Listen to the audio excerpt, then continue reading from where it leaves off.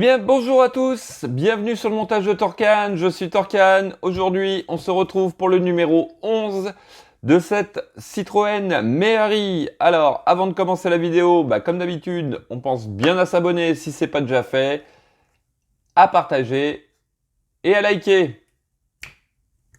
Allez, on est parti! Donc, rapide coup d'œil sur notre fascicule, la transmission. Ouais. Donc, un petit détail aussi de l'intérieur de cette Méhari, du tableau de bord, bon, qui était très très simple. Ici, hop, nous avons le détail de la transmission, justement, et tout ça. Petite vue, comment on dirait, éclatée de ce véhicule, tout au moins le système intérieur. Alors, ensuite, nous avons Rallye Infernal. Ah ouais, en forme, en buggy, ça.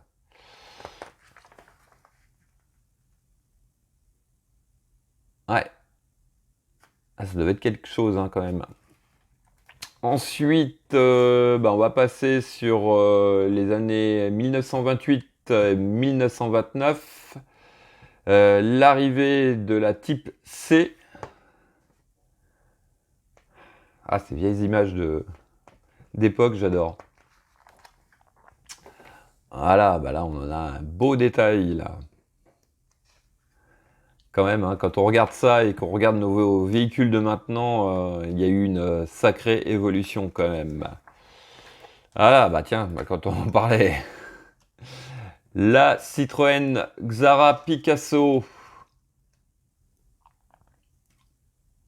Un beau monospace.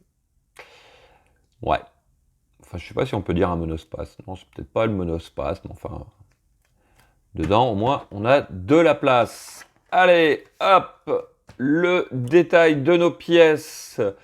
Donc, pour ce numéro, c'est la tubulure d'admission d'air du moteur et le collecteur du carburant. Du carburateur. Du carburant. Oh là là, ça va pas aujourd'hui. Du carburateur, donc. Donc, le détail de nos pièces. Notre pas à pas que voici. Et petit assemblage avec, tout simplement ici, le résultat final. Voilà. Allez, on va passer tout de suite au détail des pièces. Donc, voici nos pièces. Alors, nous avons cette partie-là qui est en deux parties, et puis toute la petite tubulure, ainsi que cette pièce-là, je ne sais pas ce que c'est. Petit détail, mais assez sympa quand même, parce qu'il est petit et il y a vraiment du détail là en milieu. On a vraiment l'impression d'avoir un ressort. Voilà. Qu'avons-nous d'autre? Écoutez, des vis IP. Allez, vous savez quoi? On passe au montage.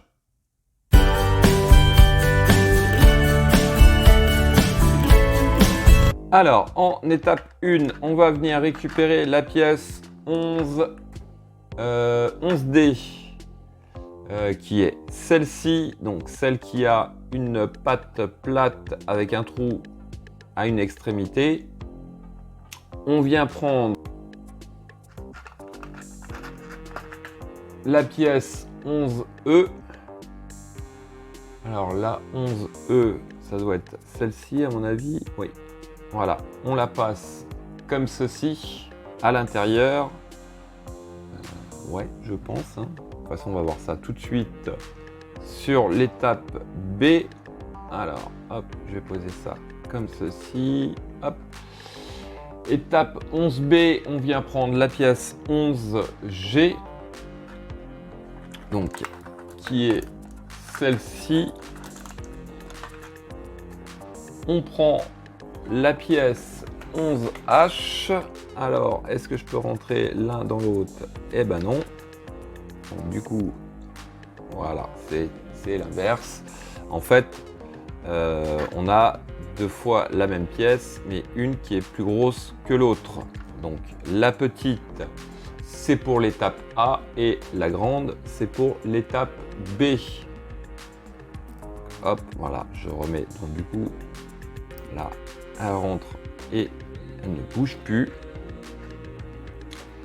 Donc, sur l'étape B, on fait pareil. Hop, on rentre notre pièce. Par contre, dans quel sens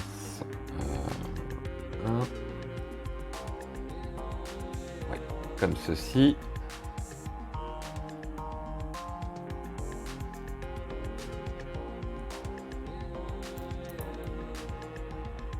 Voilà. Donc attention aux petits picots qui doivent être vers le haut et pas vers le bas. Ensuite, on vient récupérer notre pièce 11C que voici. Alors, on va prendre justement la pièce 11G. Elle vient à cet endroit, ici. La pièce 11D, elle vient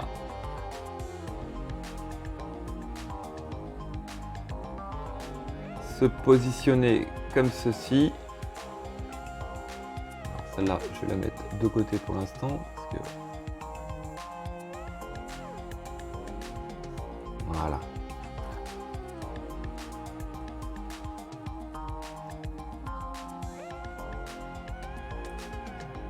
Ça doit nous donner ceci.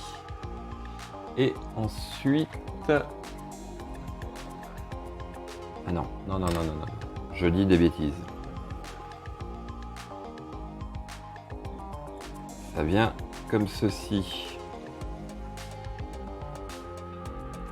Voilà. Donc, la pièce 11D vient comme ceci. Voilà. Et la pièce 11G vient, elle, toujours comme ceci. Voilà. Donc, le trou... enfin le gros picot là qu'il y a sur la conduite doit être vers le haut. Ensuite, tout simplement, on va venir refermer le tout, ce qui va nous bloquer notre pièce.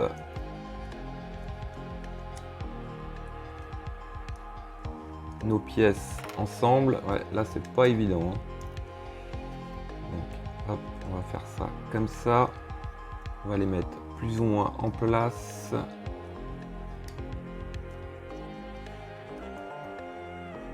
Voilà. Donc là, je vais repositionner mes pièces.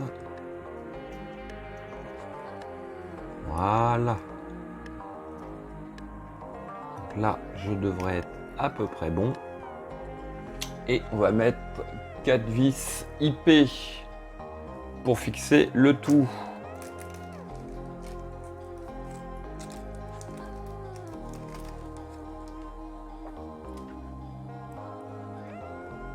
Je vais commencer par celle-ci puisque normalement je dois prendre la patte en même temps de la conduite.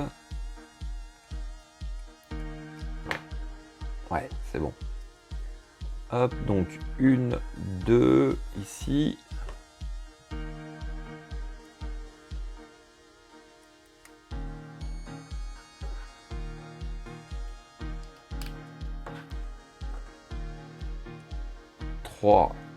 À cet endroit.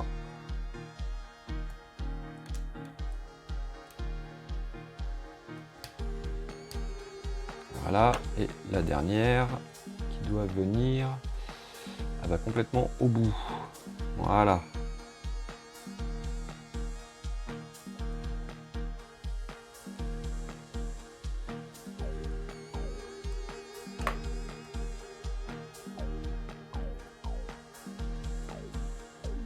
Voici qui est fait.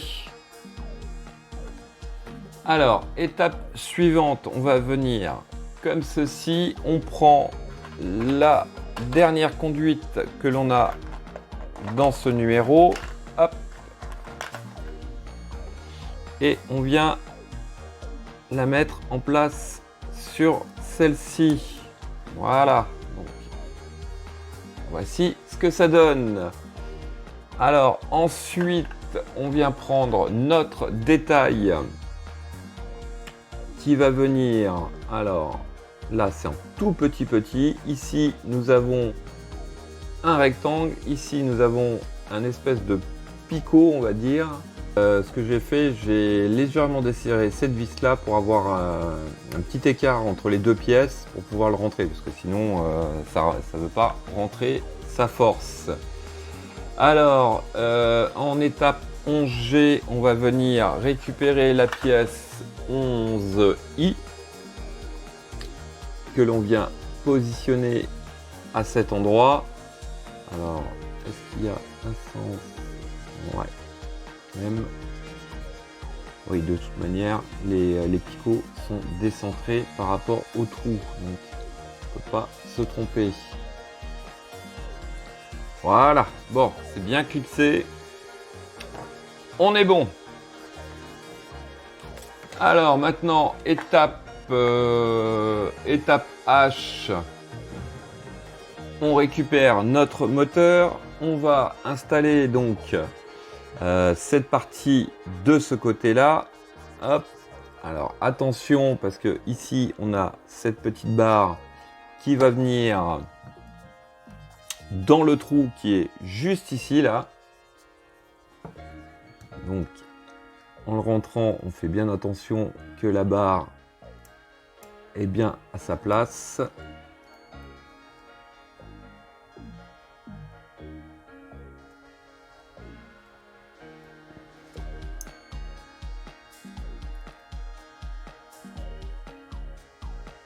Voilà, c'est bon. Alors, étape suivante. Alors, on récupère notre montage du carburateur, ou je sais plus ce que c'est. Sur le côté, alors ici, là, on a deux espèces de picots qui vont venir à cet endroit. Donc il s'agit déjà dans un premier temps de venir les emboîter.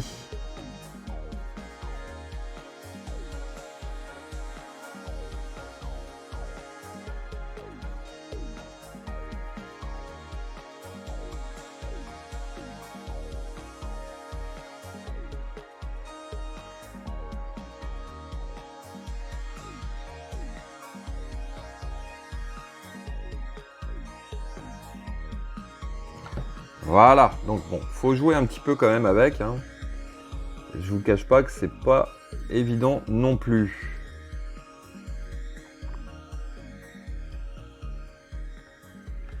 Voilà, donc je sais pas si on va bien voir, mais les deux tuyaux sont rentrés à l'intérieur, donc des deux picots que je vous montrais tout à l'heure. À la rigueur, vous enlevez ce tuyau là, vous le positionnez directement sur la pièce, ça vous donne quelque chose de plus facile pour le positionner. Alors ensuite, alors c'est laquelle? C'est celle-ci. Hop. Elle doit venir. Donc là, il va me falloir mes petites pinces magiques.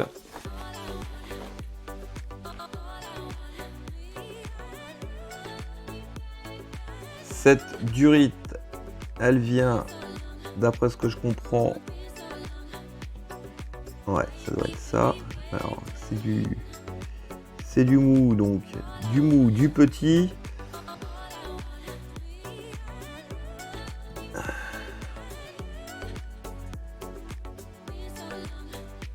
Pas évident à rentrer. Donc voilà, je vous montre, je l'ai fait, mais je vous montre. Donc ici, là, à cet endroit, le bout de la durite doit rentrer ici. Alors, ça m'en fait une, deux. Ah bah, du coup, j'en ai trois. Alors, on a normalement ces deux-là. Donc, les deux qui sont ici, d'après ce que je comprends, elles vont venir dans les trous. trop court là. C'est trop court. C'est beaucoup trop court. Mais d'après ce que je comprends, ça doit venir ici. Voilà.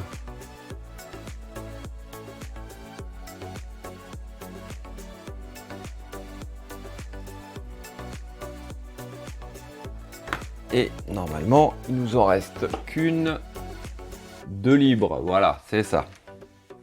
Donc, voici ce que ça donne. Voilà. Bon, bah écoutez. On a fait quand même un petit assemblage assez sympa. Ça doit être le filtre à carburant. Je sais pas ce que c'est, mais enfin, ou la pompe à carburant. Enfin bref. Voilà. Allez, notre petit moteur commence à prendre forme. Ce qui m'amuse un peu, c'est que pour ceux qui me suivent sur la 2 chevaux spot, c'est pratiquement même le même moteur. Pas la même échelle. Donc je pense que quand lui aura bien avancé, de toute manière sur les deux vidéos, que ce soit la Méhari et la 2 chevaux spot, on fera un petit comparatif entre un moteur au 1/8e et un moteur au 1/6e. Ça peut être sympa. Voilà. En attendant, il ne me reste plus qu'à vous dire à très bientôt pour de nouvelles vidéos. Pensez à vous abonner, à liker, commenter. Quant à moi, je vous dis ciao ciao.